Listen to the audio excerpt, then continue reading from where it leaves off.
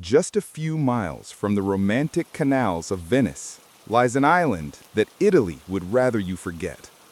A place where the air is thick with whispers of agony, where the soil itself is said to be made from human ash. This is Poveglia Island, one of the most haunted and forbidden places on Earth. Tourists can't go there. Locals avoid even sailing too close. And yet its dark history calls out like a ghostly echo, daring the curious to uncover the truth hidden beneath centuries of suffering. Welcome to the Hidden Truths, and today we're uncovering the terrifying secrets of Italy's haunted island, Poveglia. Poveglia's story begins long before its name became synonymous with horror. Nestled in the Venetian lagoon, this small, crescent-shaped island once served as a quiet refuge, a peaceful community of farmers and fishermen. But peace doesn't last forever.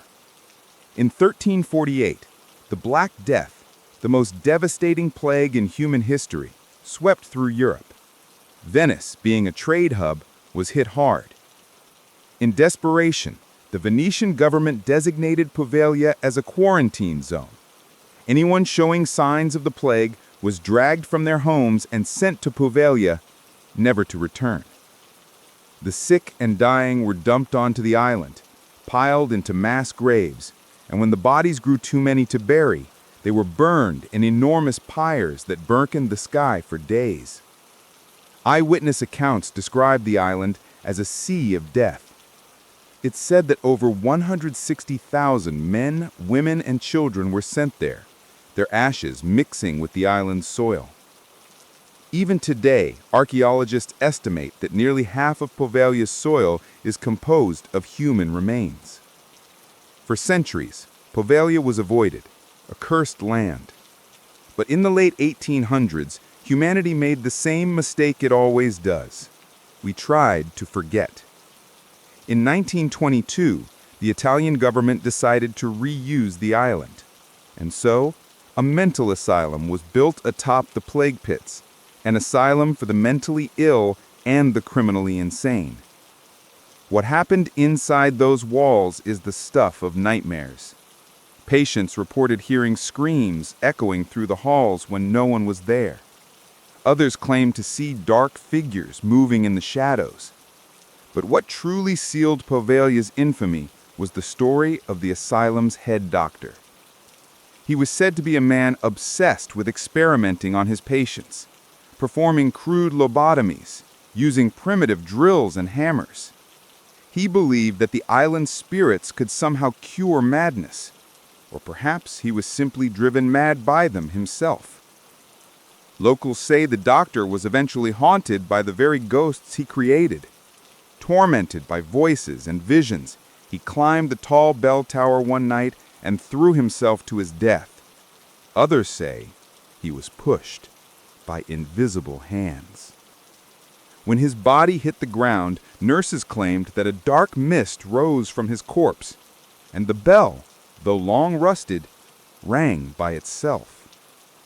The bell tower still stands today, crumbling, half swallowed by ivy, but locals swear they can still hear it ring on quiet nights, echoing across the lagoon. Fishermen who pass too close to the island say they hear screams carried by the wind. Some have reported seeing ghostly figures standing on the shore, watching silently as boats drift by. Even seasoned Venetian sailors avoid Poveglia entirely. They call it the Island of No Return. After the asylum closed in 1968, Poveglia was abandoned once again. The Italian government officially declared it off-limits. No one is allowed to set foot on it without special permission. But that hasn't stopped the curious. In the early 2000s, a group of American paranormal investigators obtained secret access to the island. Their footage, later aired on TV, showed doors slamming on their own, unexplained voices, and strange orbs of light floating through the corridors. One investigator reported collapsed, claiming that something unseen had wrapped its hands around his neck. They left before sunrise, and none of them ever returned to Poveglia. Locals in Venice tell stories of the island's cursed energy, saying that birds won't sing there, plants wither faster, and even the sea around it feels wrong, unnaturally still. Who are the spirits that haunt Poveglia? Some say the ghosts of plague victims still wander the fields, forever searching for their families. Others believe the souls of the asylum's patients are trapped there, their pain and madness forever echoing through the empty halls. Tourists who have managed to sneak onto the island tell terrifying stories of cold hands grabbing their shoulders, of whispers calling their names, and of a shadowy figure that appears near the bell tower then vanishes into thin air. One local legend claims that if you spend the night there, the spirits will mark you, and you'll never leave the island the same. Today, Poveglia remains closed to the public. A decaying hospital, empty courtyards, and the silent bell tower, all hidden behind government restriction. In 2014, the Italian government tried to auction off the island to private buyers, but every deal mysteriously fell through.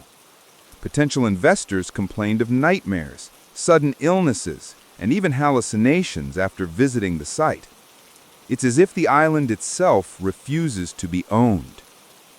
Poveglia stands today as a warning, a reminder of what happens when suffering is ignored, when pain is buried instead of healed. It's more than just a haunted island. It's a monument to humanity's darkest moments. And maybe that's why it's forbidden, not to protect us from ghosts, but to protect the ghosts from us. Would you dare set foot on Poveglia Island?